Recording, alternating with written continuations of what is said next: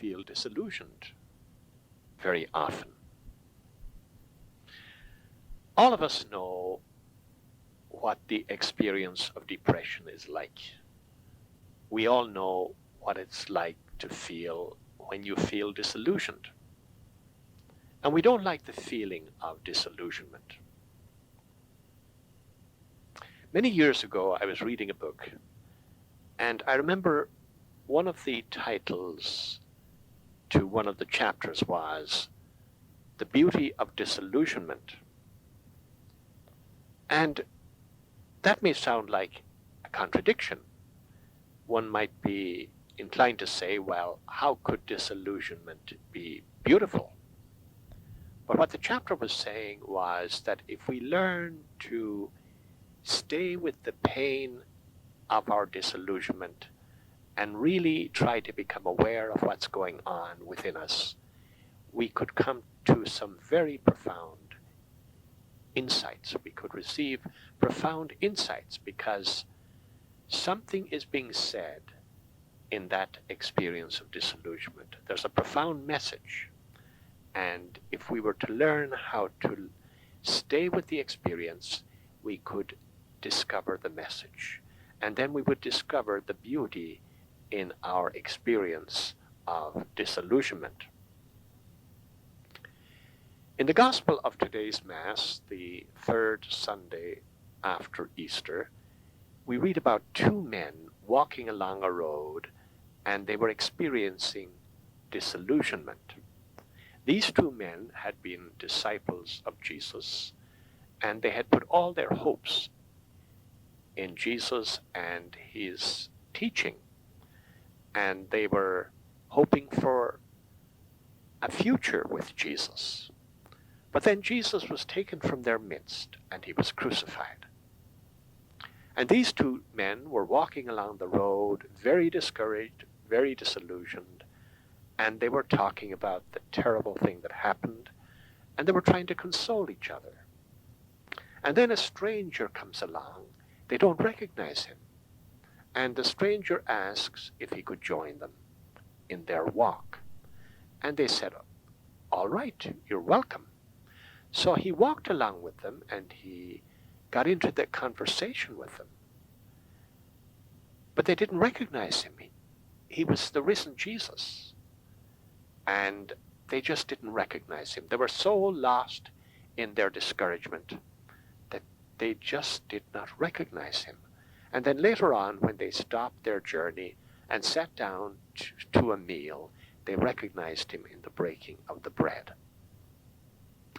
And I see a parallel between those two men walking on the road in a state of discouragement with all of us Catholics right now, and all of us priests who are experiencing a lot of discouragement, a lot of disillusionment over the present crisis in the Church.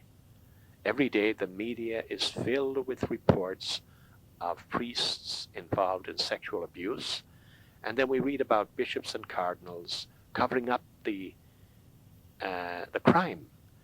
And so tremendous scandal and tremendous discouragement.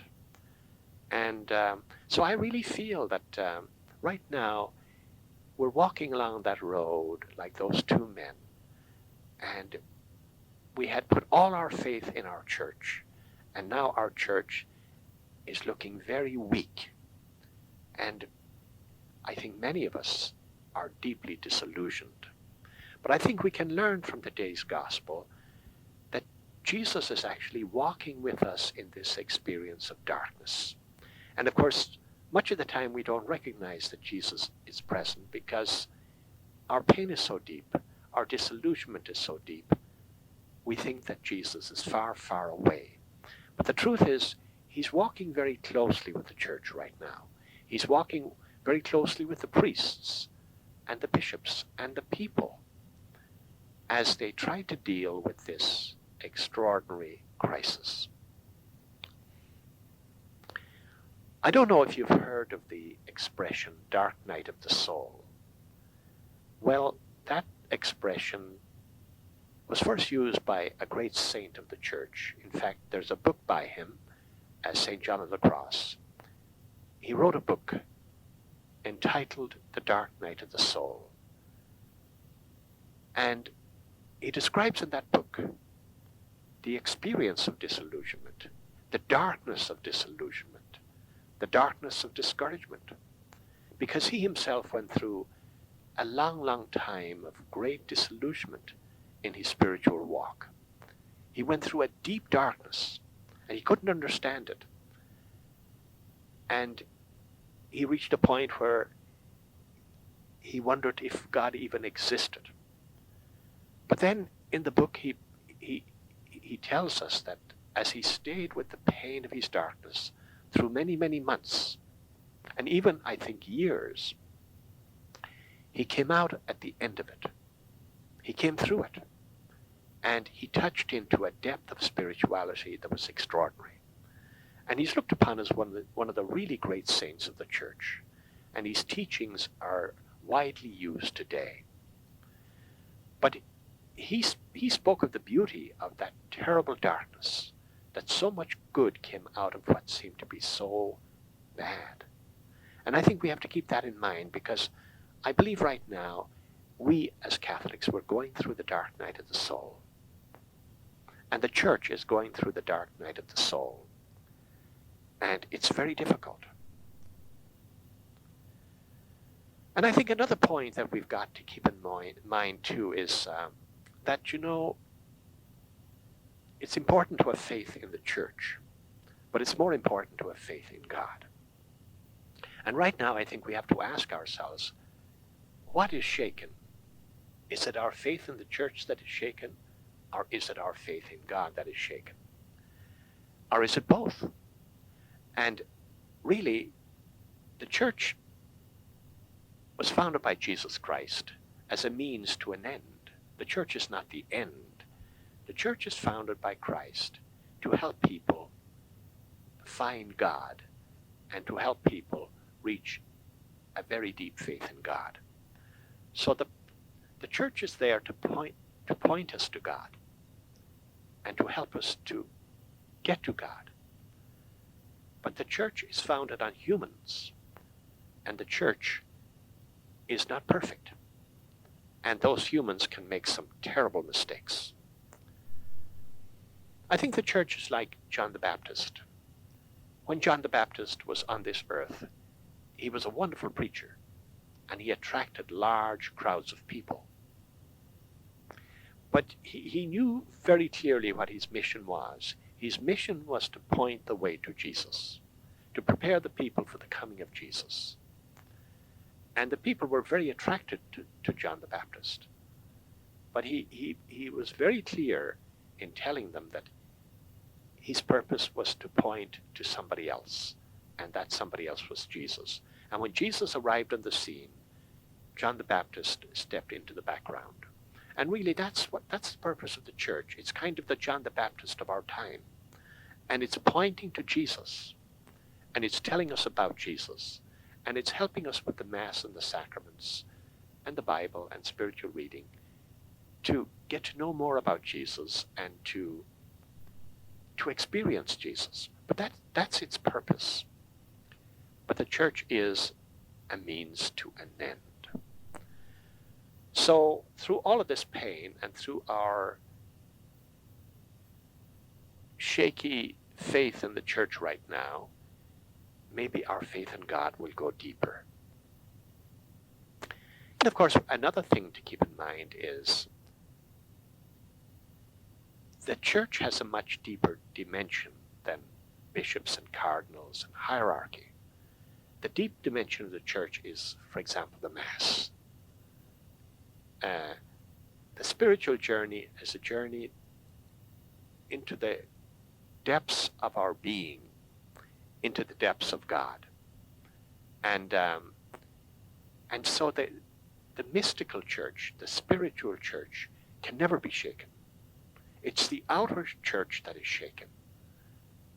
The bishops can look weak, the cardinals can look weak. They can look very human. Even the Pope can look weak and human. And then we begin to wonder about our church.